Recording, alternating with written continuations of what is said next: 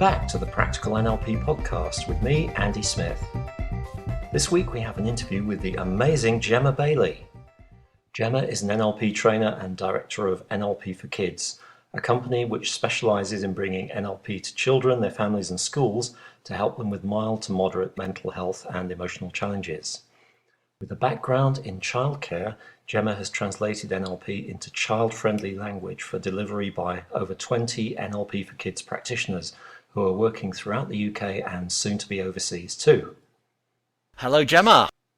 Hello, Andy. Lovely to speak to you. Yeah, lovely to speak to you again, actually. I think it's been a couple of years, and I think probably the first time we spoke was I was questioning you almost aggressively about some claim that you'd made on your advertising, which turned out to completely stack up. So, apology, and you were really good about it too. So, apologies for that if it was in any way untoward. Not at all. I get used to it. Well, with when you make big claims, you've kind of got to have big evidence for it. So, but you did. So that's great. So I have kind of admired you from a bit of a distance for a while as somebody who's made a business out of NLP or turned NLP into a business without necessarily being an NLP trainer, although you are an NLP trainer and you do that as well. I believe you still do that. Is that right? That's correct, yeah. But you also have this other thing, NLP for Kids. Yes. Which I would actually love to know about. How? First, I'm going to ask you how you got into NLP, though. Okay.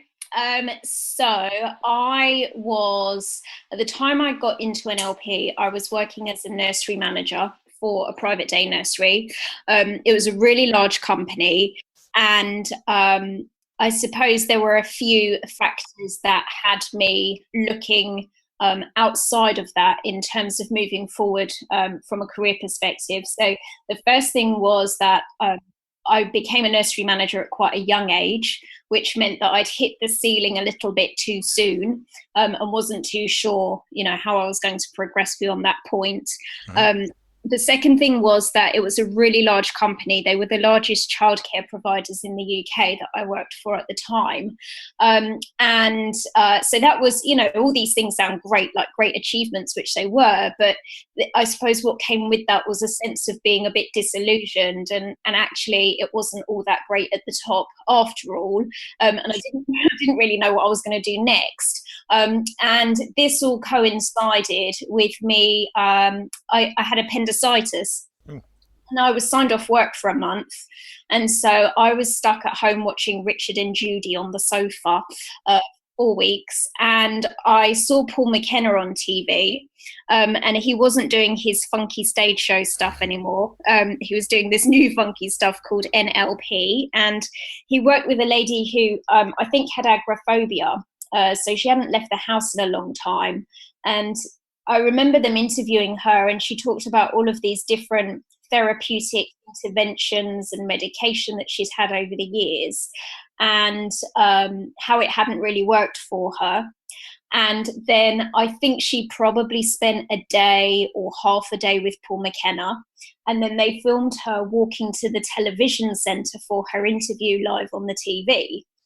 And I thought, wow, that stuff's amazing. Yeah. And having just had the internet installed at home, I just started doing some research, and I went down a rabbit hole and didn't really come out the other side of it yet. It just led me on to lots of reading, and then some courses, and then eventually I did what probably most people tend to do, which is the practitioner, master practitioner, trainers training, and so on, and eventually leaving nursery behind. Right. Okay. So Paul McKenna, we have to we have him to thank.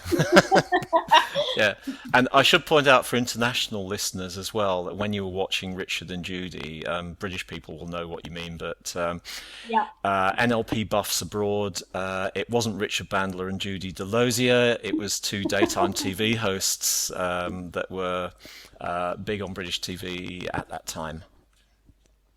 Exactly. Yeah. So how did NLP for kids start? Because it sounded like you were going down that route of NLP trainer and perhaps putting on practitioner courses. Like, I don't know if your training was anything like mine, but they really, really encourage you to start doing practitioner courses. Yes, yeah. Well, on my trainer's training, I teamed up with a lady called Kay Gill. And Kay and I had trained through the same NLP school, but had been on different training courses, so at different points in the year. So we first met on the trainer's training. And she had a really bad back. So I remember seeing her in the lobby, and she was carrying a cushion, which I thought Mm. seemed a bit strange. And then I realized that she was having trouble lifting up her folders. So I went over and offered to help. And we really became friends from that point. And Kay has, so she had 3 children from her first relationship. And then she became married again and inherited 2 more children. So she had lots of children in her life.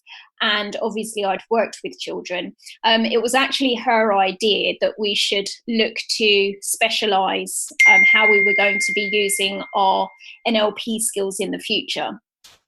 Because her point, which was exactly right, was that everyone else that was in the training room with us, of which there were maybe 30 or 40 people, were all going to be going out competing for the same business, running practitioner and master practitioner courses. So she very wisely said, we should look to do something a bit more specialised. I've got lots of children, and you've worked with lots of children. Maybe, NLP for children could be a good way forward. And at the time I said, no, it's a terrible idea. I don't want to work with children anymore. I'm done with this industry. But she twisted my arm, and we put together a kind of a program, a workshop program really for children, which initially we ran in my local area. Because I had a database that I was building up already from my more kind of NLP grown-up training. So I already had some people I could reach out to say, I'm going to do almost like a practitioner course for children, but a much more simplified and a mini version. And we did a couple of workshops. And then I realized that actually, if I really got specific with my coaching practice as well and started focusing on working with children there, that would have a big impact on the number of inquiries that I was getting, because it really enabled me to streamline my marketing much better. Yeah. Rather than, trying to appeal to people that wanted to lose weight or give up smoking or get rid of depression or get rid of anxiety, and these millions of different challenges that people might experience. Instead, I could say I work with children, and that made the most significant difference to the number of, not just children that I was seeing, but actually the number of adults as well. Partly because that might mean that I work with their parents, but mainly because it meant that locally I started to develop a bit of a name for myself in having a specialism, and it overall helped me to stand out from the crowd. So in terms of how NLP for kids got started, I have to credit Kay with the idea, although after a little while she did move up to Birmingham. And she moved into her husband's business with him, working in insurance. So at that point, she took a step back from NLP for kids completely. And I've kept the whole thing running independently since then, and then also went on to set up the franchise element of it as well. Right. Okay. So, of course, that's the standard marketing advice they always give you. Specialize in something and make your niche, really, really narrow, so you're almost the only person in it. And it's just what everyone on an NLP training course, trainer's training course, doesn't want to do, because they all want to start practitioner courses. And I don't know if you found this on your practitioner courses. Everyone who does it wants to become some sort of NLP therapist or coach because they've had this amazing experience, and you feel like you can take on the world. After a while, reality kicks in. This has been my experience anyway, and you kind of revert to the stuff that you know about possibly after a couple of bruising experiences in stuff you don't know about. But I was lucky that I was a hypnotherapist when I started, Yes. and albeit one with really, really crap training. So I really appreciated the stuff from NLP. So Yeah. that's how you got going. And NLP for Kids now, Hmm. you train people really to use NLP with children. Is that how it works now? Yeah, that's pretty much it. So, part of the training is that they do have to do the NLP practitioner so that they have got a kind of basis of generic NLP understanding.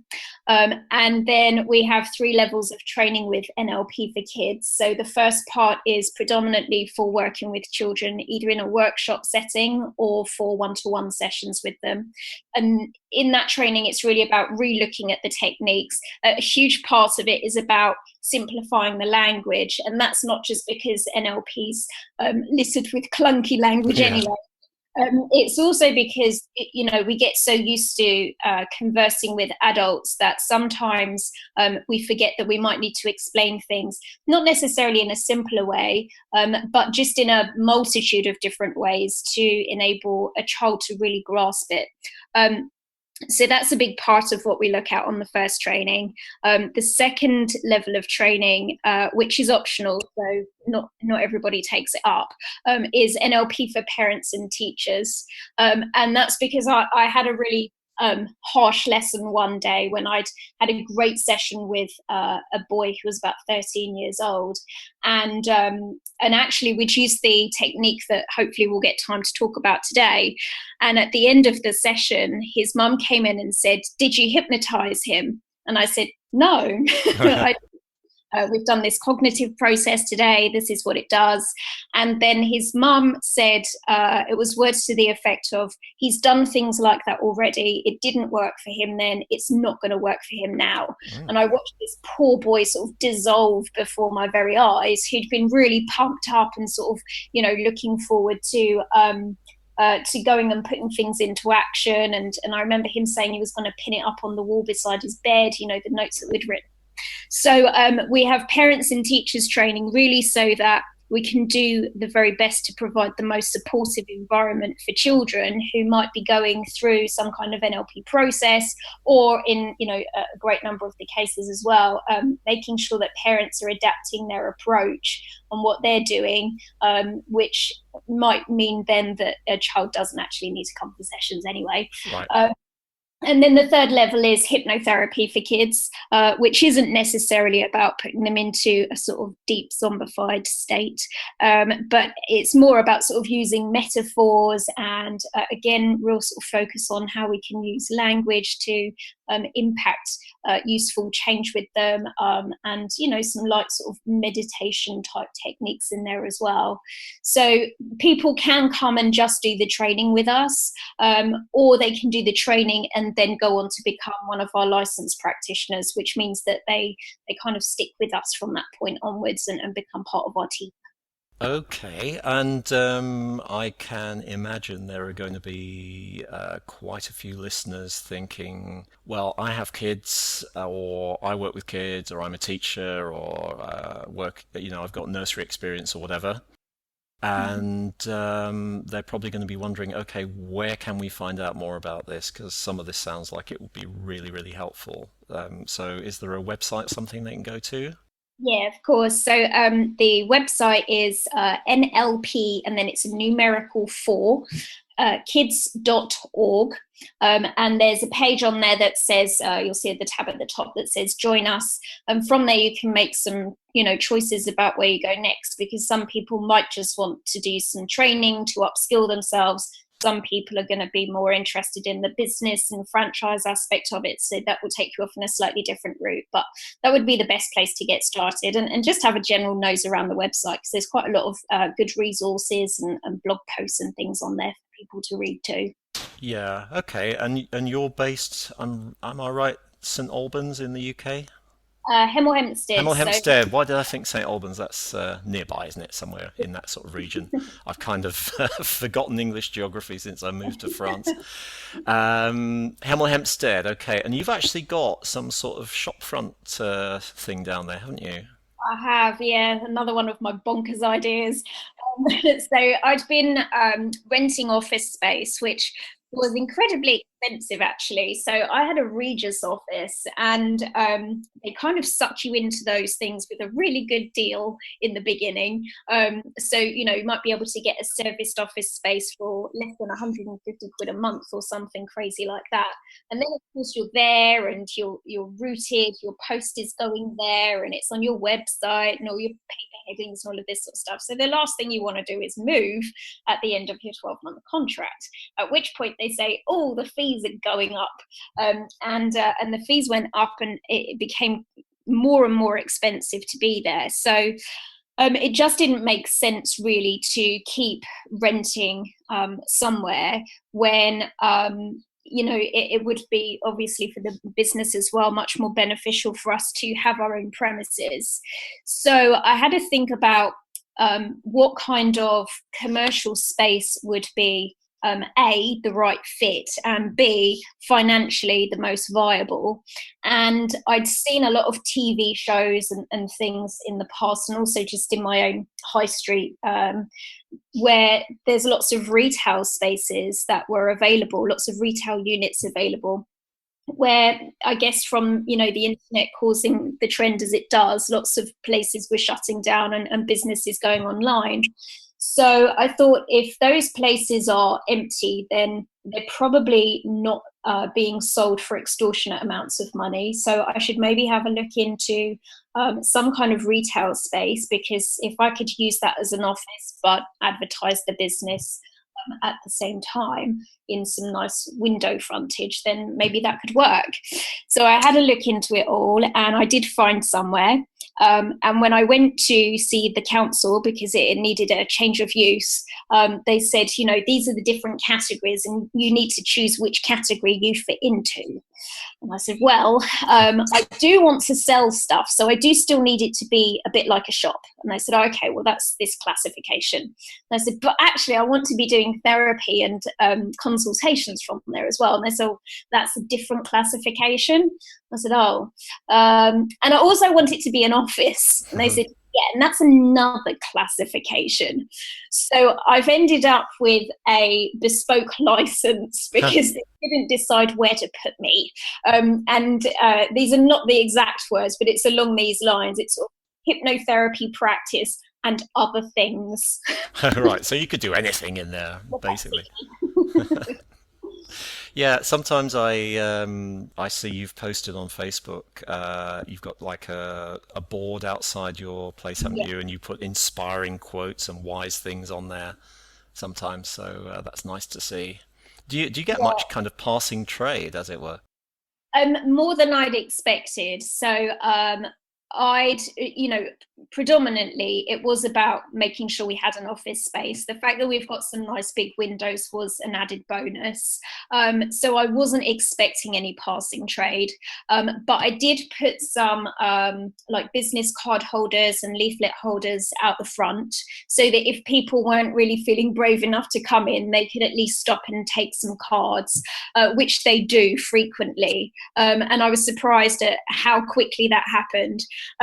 Then what we would start to see is people would walk past the window, and you could see that they, maybe read something out the corner of their eye as they passed, and they'd slow down but keep walking, and then they'd disappear, and then they'd walk backwards. Come back into shot and read it again. So yeah, we do now get passing trade, not lots, still the greatest generator of inquiries through the internet, but we do have people who walk in off the street and say, can you help me, or can you help my child, and some of those people do convert into becoming clients. So it has worked. Cool. And you also work with schools, I'm guessing? Yes, lots now. In the beginning, it was really quite tricky to, I suppose, on one hand, it was encourage our practitioners to get their foot through the door, but then also, just to be able to strike up a relationship with the school is quite challenging, mainly because the people that you need to speak to are incredibly busy. And often not available, and if they call you back and you miss it, then you may have missed them forever. So one of the challenges with dealing with schools was really getting in touch with the right people at the right point in time.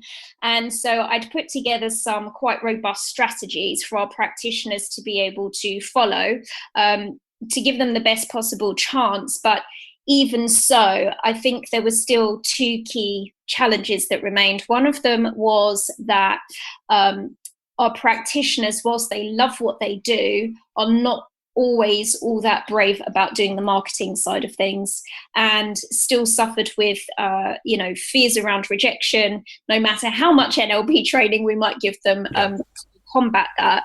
It just wasn't their bag. And the second thing was this real sort of challenge around getting schools to pay for what we were doing. And the budget was always such a big obstacle, such a big stumbling block.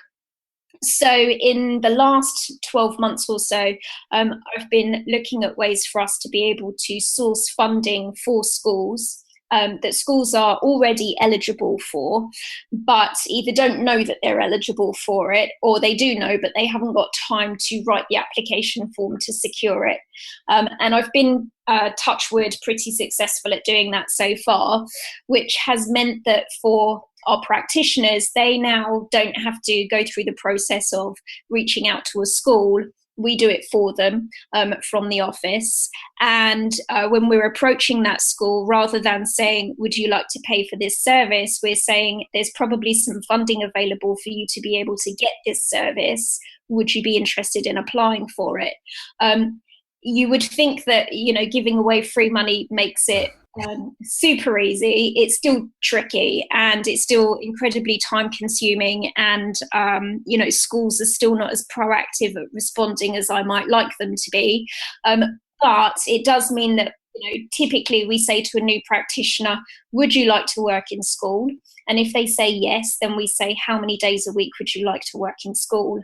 And then we'll do the appropriate level of marketing to make sure that we secure that number of days for them. Right. Yeah. So that's an interesting subject you've touched upon there. The people not seeing themselves as marketers or salespeople.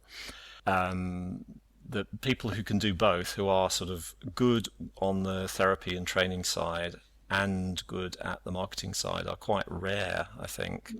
Some people will say, "Oh, that's limiting beliefs on their part." I'm not sure. It's maybe just it could just be lack of experience in that area, I think, because if it's limiting beliefs that hold people back, very often the beliefs are based on complete lack of experience of anything like that. So how would they know they're going to do it? They might say to themselves, I can't see myself doing that, and they literally can't, because they've got no kind of mental images of it.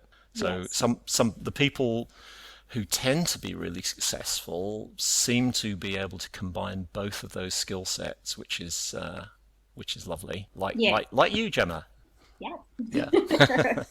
But I've also got quite a vivid imagination. So in terms of what you've just said there, if I don't know how to do something, I'm very good at thinking, well, what do I imagine that it might be like, and constructing something which is likely to be nowhere near the reality of how it works out, but it gives me enough confidence to be able to move forward.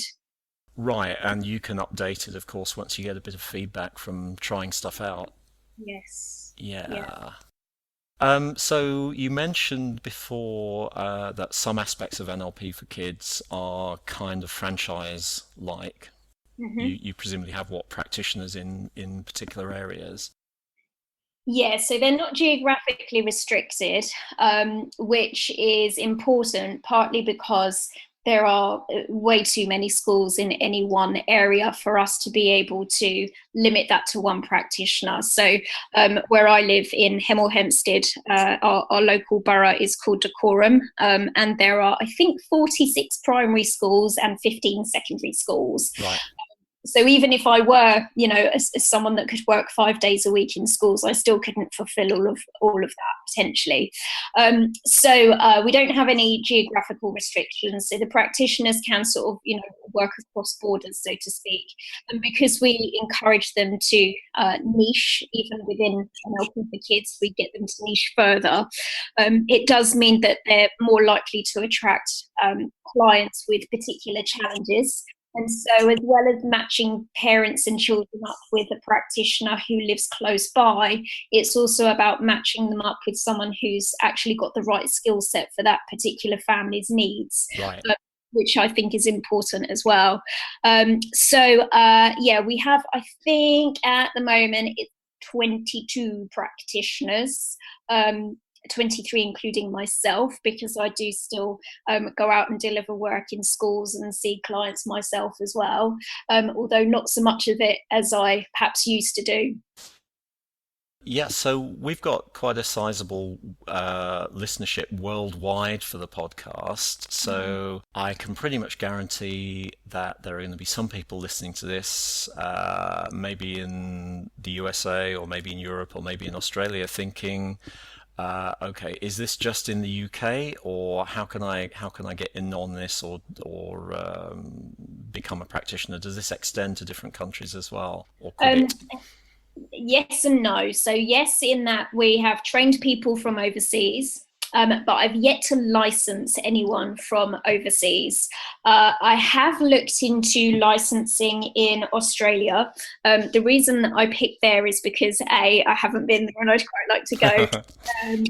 B, it's English speaking, and C, I would only need one license. So there'd need to be an adaptation of the license that we currently have, which is our sort of official document, to make it fit in with Australian law. Whereas if we went to America, in every state there's different laws. So that might mean that we need a different license for every single different state we go to, which could end up being quite costly and time consuming.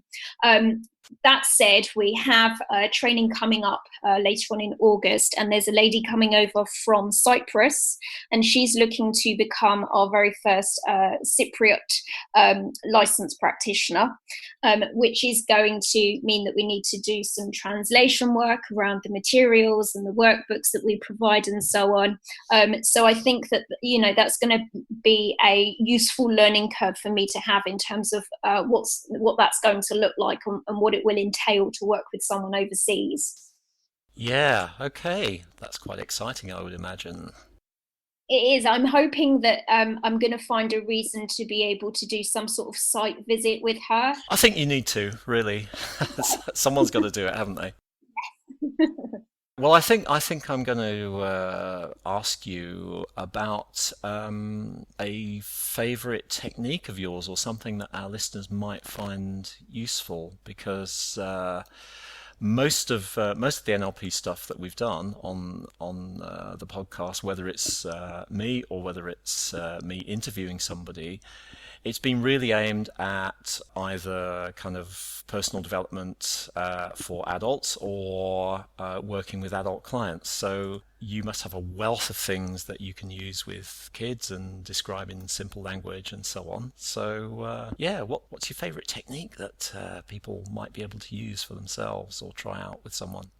All right, well, I'll tell you about a technique which I think I've probably stolen various bits and pieces from different techniques that exist in NLP already, but it's kind of bringing lots of different things together, and it's called the path of life, and it's a process that the NLP for Kids practitioners learn about and actually go on to use quite a lot in the work that we do, and has proved to be quite useful. So it's quite a cognitive process, and it's really about building up motivation when we have a young person who's perhaps not behaving as we might like them to be behaving, or just not really holding themselves to as high a standard as they could do in their lives.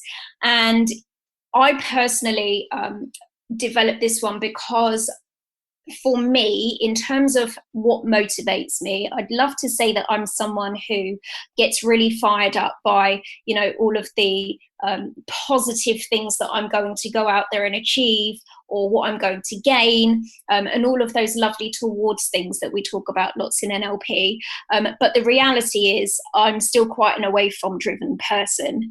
And as much as I've, sort of worked on adapting that so that I can perhaps feel a little bit less stressed in my life at times, actually, it seems to be just the way I am. And I've noticed with certainly with young people, if they are having challenges in their life, they can very quickly become quite negative and quite away from focus. So from a rapport building perspective, it doesn't work so well if we go in, all big sort of Mickey Mouse smiles and say, but look at all of the great things you can do. You've kind of got to start with where they're at. So that's what I feel this technique does. So I typically have a pen and paper and I draw it out, and it's very simple drawings with stick people, but I draw a line and I say, let's imagine that this line here is the bit of life that you've already done. So at this end of it is the day that you were born, and at this end of it is where we are today, and all of the rest of that line is the bits in between. And then I draw the little stick person on and say, so this is you here today. And what you've got up ahead of you now is it's almost like having two different paths to choose from. You've got one path which is going to just continue exactly as you are, with you behaving as you are at the moment, doing what you're doing at the moment, and that's going to take you in a certain direction. And then we have a different path, which we're going to draw over here. And this different path is the path that happens if you decide to start making, even if it's just one small change, just one small difference in how you are right now. And we're going to see how that could lead you off in a very different direction. So I start out on the kind of continuing as you are path on the basis that this one's probably going to yield the less helpful results for them in the future. And as we draw out the path, I ask them about kind of key events that they might be able to conceptually get their head around based on whatever age they are. So it could be something like, what school might you end up going to? What would the friends be like that you have there? What might you think about yourself? And then we sort of move it further on down the line and we start talking about, oh, but did you learn to drive when you turned 17? Did you go to college? What sort of girlfriend or boyfriend do you have? What kind of job do you go into? So we start breaking it down into some great detail, and they tend to be really very creative with this and start really building up this story about this character who's dissociated for them because it's not happened to them. But they're talking about, this is what it could look like if I were to carry on the road that I'm on at the moment. And we go right through to the very end of their days. And we talk about what that looks like, who was there with them. And some of them have said some really very strong things, like really quite insightful and poignant things, things like, if I carried on this path, then I would end up going into prison at this point. And then when I came out, I would find it difficult to find somewhere to live, and my family would be disappointed with me. So they really go for it. Yeah. And then I say, all right, so let's just leave that one where it is. I want to come back to the moment of now, because none of that stuff's happened, and nor does it have to. We're going to come back to the moment of now, and we're going to talk about what might happen if you make a change. Now, we maybe don't even know what that change is going to be yet, but this is just about getting them open-minded to the idea that something different could happen for them in the future. So then we go back through those major points, having made some kind of positive change in their lives, marking out what the differences are going to be, with what their first car might look like, or the first job, what kind of girlfriend or boyfriend they might have, what age they're going to retire, right up to the end of their days, and who's going to be there with them, and what that's going to look like. So we've then got these two very clear paths that we can look at, and make some comparisons and say, well, actually, maybe this path here that looked like carrying on as you are at the moment may have been an easier decision because you didn't have to go through all of that unnecessary change process stuff with Gemma. But if you look at then how that path worked out for you and how unhealthy that might have been, how much pain that might have brought you later on, maybe it's worth investing that time and effort and energy now so that you get that easier path in your life later on. So it's really about saying sometimes the more difficult path is the one that looks easy. Yeah. Sometimes the path that looks more difficult is actually the one that works out much easier and better for us later on. Right. And I should add, by the way, you've sent me the instructions Yeah. for this exercise or thought experiment, and I will make those available in the show notes. I also notice in the instructions here, you even before you take them along the alternate path, you give them a bit of a warning or a bit of a sort of a yeah, it's a warning really, isn't it? Yeah. Along the lines of, let me tell you, before we look at taking this route, I need you to know it's going to be tough. Yeah, absolutely. There was an interesting article that I read the other day about how it was really sort of focusing on building children's self-esteem and self-worth and those sorts of things. And I suppose ultimately what it was leaning towards saying is that if we are too much on the positive thinking side of things and saying, you can do anything that you apply your mind to, you've got everything you need inside of you, and making it sound too easy, then that can lead to a sense of disappointment when a failure shows up or feedback shows up later on. Yeah, the very first thing that goes wrong, and life isn't perfect and it isn't that easy, the temptation will be for it's almost like a balloon that gets popped. Exactly. Yeah. So I think if you know that something's going to be a challenge and then you even partway succeed at it, that's when you can really build up your self-esteem. That's when you can give yourself a pat on the back, because it's like, wow, I did that and it was actually quite tricky, or I got halfway with that and actually that was quite a challenging thing to do.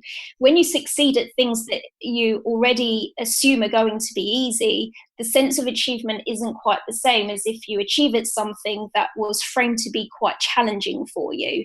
So I think it's important that, we're saying to young people, listen, doing the right thing in life isn't always going to always feel like the easiest thing to do. Sometimes that's going to feel like it's, going against the grain. It feels quite tough on you. But the effects that you get from that later on will be well worth it. So it's worth developing that sense of perseverance in yourself so that you've got the ability to do that. Right, and this is immediately making me think of Carol Dweck's work on mindset, on growth and fixed mindsets, which I'm sure you're familiar with, where kids who are told that they're great and they're smart and they're beautiful and they're really good at everything, Yeah. as soon as they encounter some kind of challenge, they try and duck it. Something that the first experience that shows them that they aren't, the smartest person in the world. Yeah. Whereas kids that are praised for effort relish challenges and they regard everything as, it's making them better. It's a learning experience, and they're much more likely to succeed and learn. Absolutely. Yeah. Wow. Okay. So that's called the path of life, That's and it. you'll notice that, and you'll also notice when you see the show notes that Gemma's explained all of that in everyday English without a single NLP speak jargon term in there, which is quite useful. Again, other personal development seminar runners, please note. Okay, so we'll have that in the show notes at nlppod.com. And yeah, and what are you excited about right now, Gemma? What's coming up? Well, at the moment, I have a directory which is a bit like the old Yellow Pages. So it's a huge book, and it is a book of funding sources that are available for charities and not-for-profit organisations. And I set up a not-for-profit organisation back in October last year. So I'm working my way through this directory to see which ones might be relevant to Superheroes, which is the name of the not-for-profit company. And what I'm looking to do moving forward is potentially utilize some of our NLP for Kids practitioners to go out and deliver some work based on funding that Superheroes is able to attract. So that's quite an exciting thing, because I've been doing a little bit of bid writing in working with the schools, but these are going to be, I think, probably a bit more significant sources of funding. So actual quantities of funding will be hopefully a bit more significant, but also it's going to be a very different style of writing. So that's going to be interesting. And one of the sort of longer term projects that I have in mind is I'd really like to be able to find another premises without losing the place that we have at the moment. The plan is for that to stay, but what I refer to as a big space. So somewhere like a community hall from where we can run our training, but potentially also set up something which is happening on a regular basis for children and families to come along to, which will not only, obviously do great things for the community, but it will also provide a sort of live training space for our new NLP for Kids practitioners to come along and some real life subjects that they can put their skills into action with, which is quite tricky to do with the schools, because obviously the schools have invested for a practitioner of a significant level rather than a trainee. Whereas if we have our own sort of on-site training facility, then that's something that we would be able to offer. Fantastic. Do you want to say a little bit more about what Superheroes will be doing? Well, I'm not 100% sure myself yet, but there's been a few ideas. The initial one was that we would use Superheroes to put together a new training program for much younger children, because we were getting a few inquiries from kind of nursery age, preschool aged establishments. But I'm not 100% sure that that's the right way to go with it at the moment. My thinking at the moment is that Superheroes is really going to be the backbone of us being able to seek out funding, which we can then use with our existing NLP for Kids practitioners to go out and deliver more things in the community. Also, there's one aspect of Superheroes in our constitution which specifically relates to adults and sort of assisting adults with mental health needs. So there's more work to be done on that side of things as well. Plus, there's a sort of publications aspect to it. Because we run an articles competition with the NLP for Kids practitioners every year, where they write an article and then we send it out to our database. And based on the amount of sort of social media interaction they get, we then pick a winner. And we've done that for the last 4 years, which means we've got quite a lot of content. So one of the things I'd really like to do is to put together a magazine using that content, which will go out to schools.